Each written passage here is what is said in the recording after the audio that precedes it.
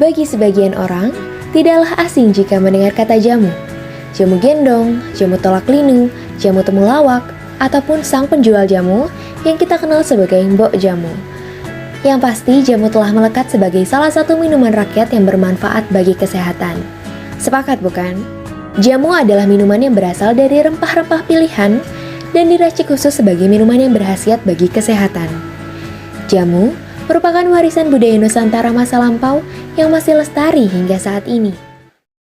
Tradisi meminum jamu diperkirakan sudah ada sejak zaman Kerajaan Mataram. Hal ini diperkuat dengan adanya temuan artefak cobek dan ulekan, yaitu alat tumbuk yang diperkirakan digunakan oleh nenek moyang kita untuk membuat berbagai ramuan yang kita kenal saat ini sebagai jamu.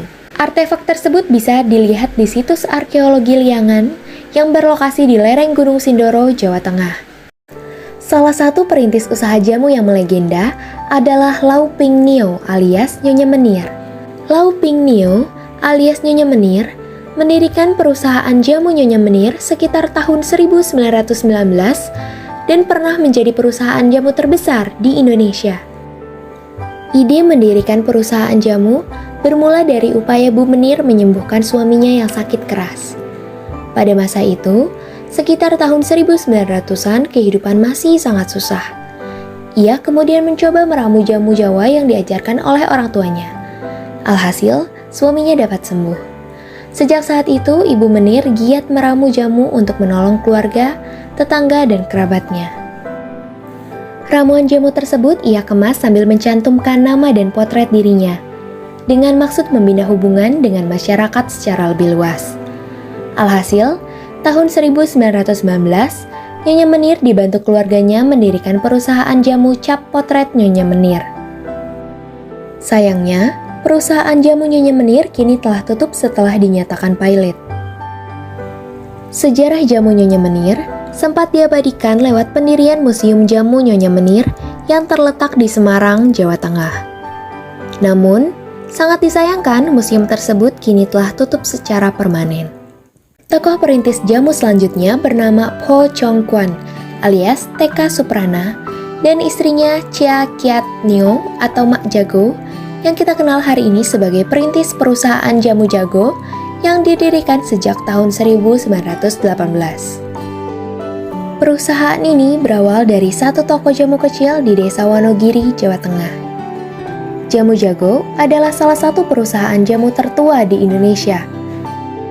Jamu Jago juga dikenal dengan nama PT Industri Jamu Cap Jago yang berkantor pusat di Jalan Ki Mangunsarkoro 106 Semarang, Jawa Tengah.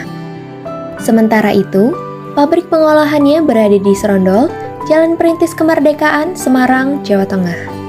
Dengan ratusan produk jamu dan obat herbal, serta konsistensinya dalam menjaga mutu, Jamu Jago mampu bertahan sebagai salah satu pemain besar di industri jamu Indonesia.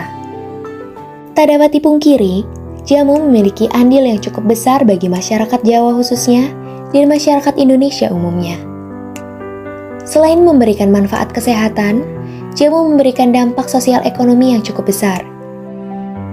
Jamu adalah alternatif bagi rakyat kecil di tengah mahalnya pengobatan medis dan obat-obatan kimia.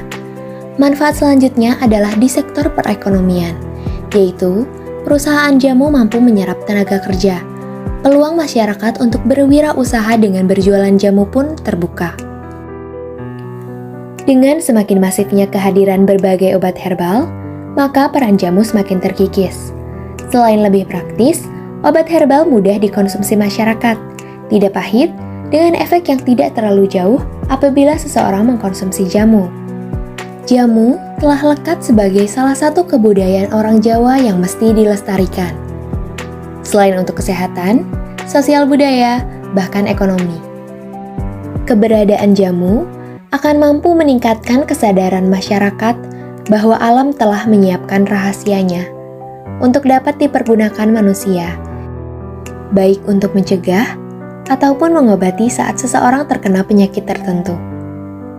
Demikian, sekilas ulasan mengenai jamu. Semoga bermanfaat.